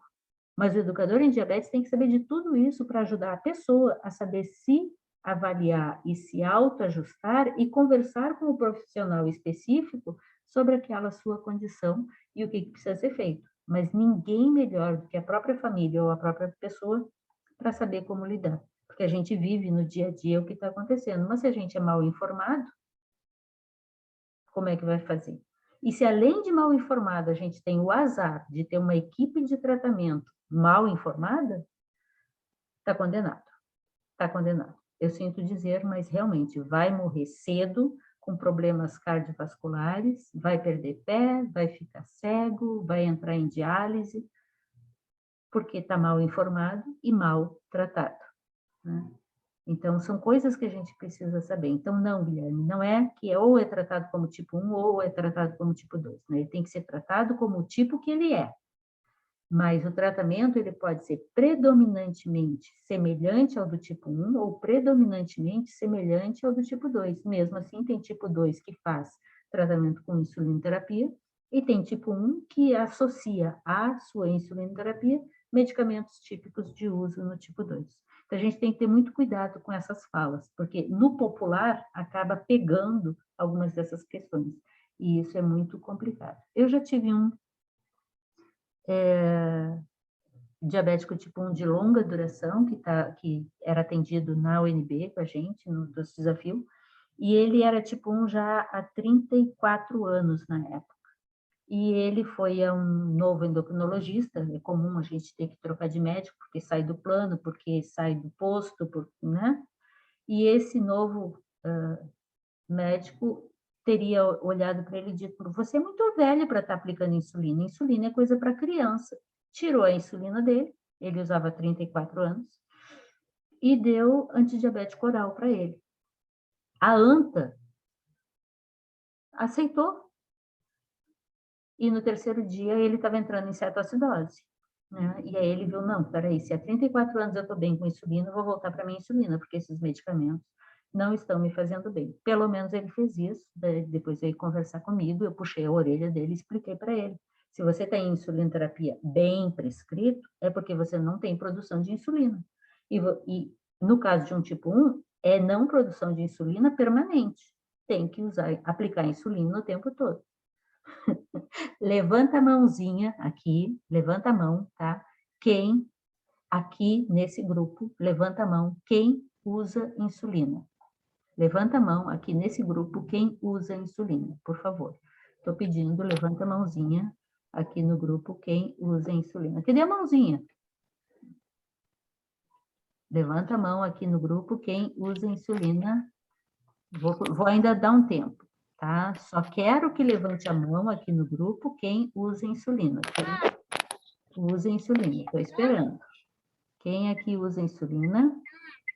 Mais alguém aqui usa insulina? Jane. Levanta a mãozinha quem usa insulina. Ok? Muito bem. Sabe por que Andressa, Ilana, Maria Cecília, Guilherme e eu, sabe por que a gente não está vendo a mãozinha levantada dos demais? Porque eles estão mortos. Porque quem não usa insulina morre, está morto. O que acontece no meu caso, no caso da Camila, no caso do filho da Ilana? Nós não produzimos insulina, então a gente é obrigado a pagar imposto. A gente tem que comprar insulina para usar. Se a gente se a gente não usa insulina, aí a Cecília também, a gente morre. Então, aqui o Nêmias, o Micaelson, né, Larissa, etc. Se vocês pararem de produzir insulina própria, chama endógena, essa é clássica da Jane. Se vocês pararem de produzir insulina endógena, vocês passam a ser obrigados a aplicar insulina exógena. É isso que acontece na gestante que desenvolve diabetes durante a gestação.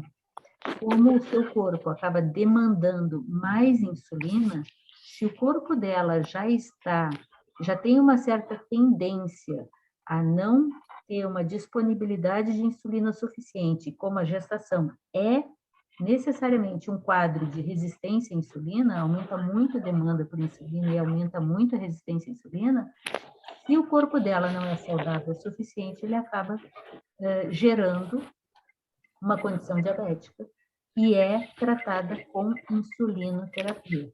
Tá? O que tem que cuidar, e aí entra o caso da Camila, já vou te passar a palavra, Camila, é que muitas vezes essa insulinização não bem feita e o quadro como um todo de gestante pode aumentar muito o peso da pessoa. E aí é um desastre atrás do outro, é bem mais difícil de tratar. Fala, Camila.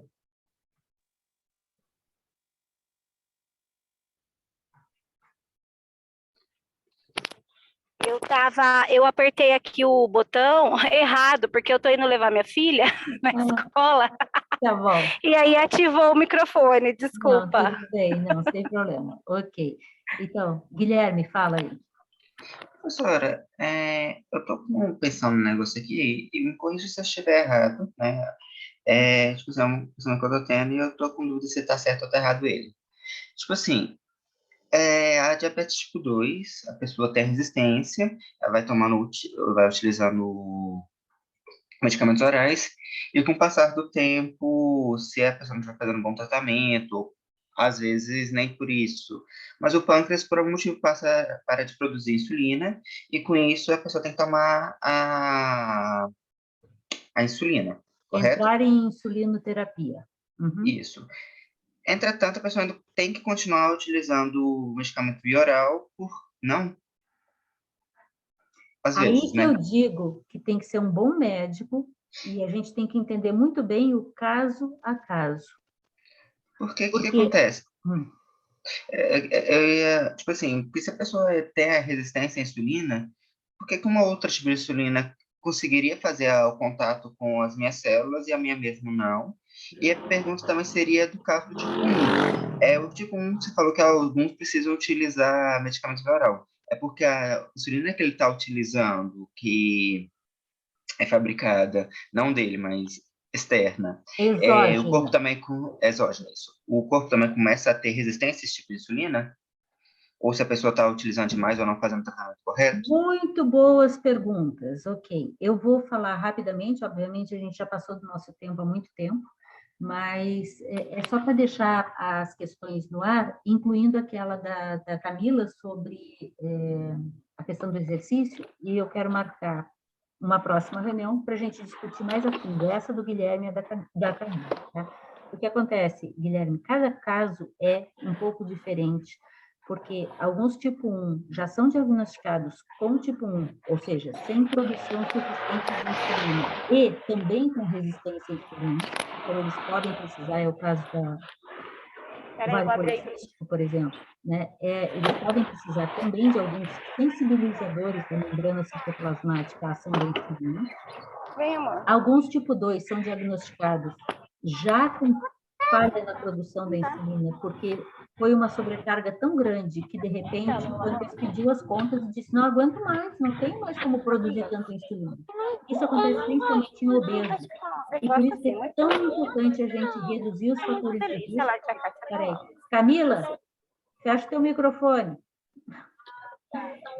Por isso que é tão importante a gente tratar os fatores de risco, melhorar a alimentação, melhorar o exercício físico, reduzir o estresse, dormir melhor, porque senão reduzir a obesidade, senão não adianta ficar só dando medicamento. Tem que tratar as causas e não apenas dar medicamento. Mas para a indústria farmacêutica, talvez não interesse apenas tratar causas, né? O tipo 1, se ele não cuidar desses outros fatores, e ele acabar comendo mal, não fazendo exercício, se estressando, dormindo mal e ficando obeso, ele vai desenvolver também, não o tipo 2, mas vai desenvolver a condição que é classificada como tipo 2, síndrome metabólica, e ele vai precisar de medicamento oral e insulina. Mas existe, e isso eu acho que responde bem a tua questão, Guilherme, existe, e eu conheço muitos diabéticos tipo 2, eu me lembro de um em especial, que depois de anos de condição tipo 2, ele estava super obeso, ele começou a entrar em plano de fazer cirurgia bariátrica, cirurgia metabólica, cirurgia bariátrica, que acaba com tipo 2, se não mudar o estilo de vida, vai voltar tudo de novo. O que acontece? Ele chegou para a gente, eu me lembro bem, lá na UNB, no Doce Desafio, ele resolvi tomar vergonha na cara. Os médicos e os psicólogos me explicando por que eu estava naquela condição e por que eu estava sendo encaminhado para a cirurgia bariátrica, eu entendi. Eu preciso tomar vergonha na cara, comer direito, dormir direito, me controlar direito e comer direito e fazer exercício, porque aí eu acabo com a minha condição diabética. Eu tenho vários diagnosticados com tipo 2 que pararam de usar medicamento depois que organizaram a sua vida. Emagreceu, passou a comer melhor, diminuiu o estresse, melhorou o sono e passou a fazer exercício, principalmente passou a fazer exercício, a condição diabética passa a ficar latente, mas é importante. Na hora que ele enfiar o pé na jaca, volta. Mas ele pode parar de usar medicamento. Isso é extremamente benéfico, extremamente importante e desejável. No entanto, pode não ser desejável para alguns. Não sei se vocês me entendem, né? Se o sujeito melhorar o estilo de vida, ele pode não precisar mais de medicamento. E para alguns, eu tenho muito problema com vários médicos que não querem que os diabéticos parem de usar medicamento. Médico é uma pessoa extremamente importante no acompanhamento e tratamento de uma pessoa com diabetes. Mas tem que ser para o benefício da pessoa que tem diabetes. E claro que quanto mais química, seja pela alimentação, seja pela medicação, quando não necessário for enfiado no corpo, piora a saúde. Não é verdade que quanto mais medicamento, melhor. É verdade que quanto mais saudável e natural a alimentação, o exercício e os medicamentos, melhor vai ser a saúde da pessoa. Então, é possível deixar de ser tipo 2? Não, mas é possível diminuir a condição tipo 2 para voltar a ser pré-diabético, se você cuidar os fatores de risco. Nem sempre isso é possível, mas principalmente naqueles que estão com menos tempo de diabetes e que conseguem ver essa questão, isso é possível. Um tipo 1 não deixa de ser diabético porque ele não tem mais produção de insulina. Mas ele pode se tornar também um tipo 2, além de tipo 1, não é tipo 2, ele vai virar síndrome metabólica, se ele fizer o tratamento errado. Hiperinsulinemia, sedentarismo, alimentação inadequada, estresse, falta de sono, obesidade, e ele acaba tendo um quadro muito mais difícil de tratar. Então, não é o tratamento que define o tipo, mas é a condição da pessoa que define o tipo de tratamento. E isso a gente tem que saber. E o educador em diabetes é fundamental conhecer isso para poder ajudar a pessoa a se orientar melhor, tá bom? Últimos minutos para a gente falar, eu quero depois retornar numa próxima. A questão da Camila era sobre exercício, Camila, desculpa, eu só anotei aqui, Camila, exercício e esqueci o resto. E a gente tem que aprofundar essa questão do Guilherme também. Comentários, perguntas? Eu tenho que fechar, gente, já são 1 hora. Comentários, perguntas? Emerson, morri por quê? Clássica da Jane. Sim, morri porque não tem, quem não usa insulina está morto, é verdade. Algum comentário? Alguma pergunta? Posso fechar?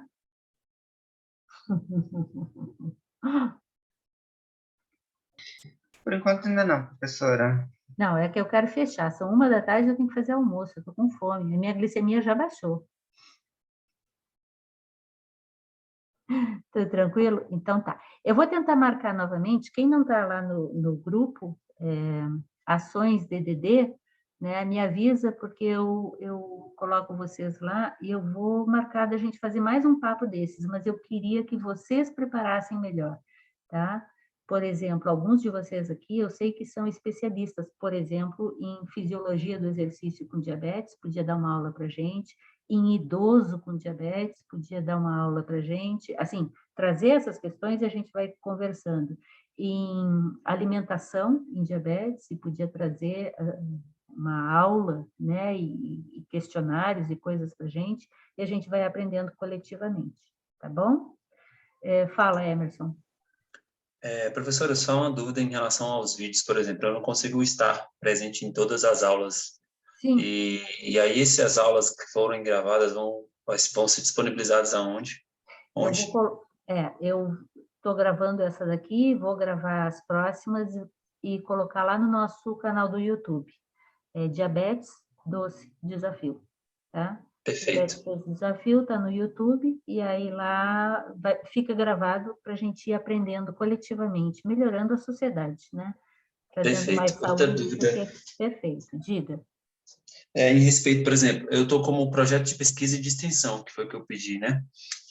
E aí o grupo, em ações, são os dois, então, já engloba tanto pesquisa quanto extensão. Isso. É o que eu disse que eu tinha que, antes de fechar, mas não dá mais, gente, já estou morrendo de fome.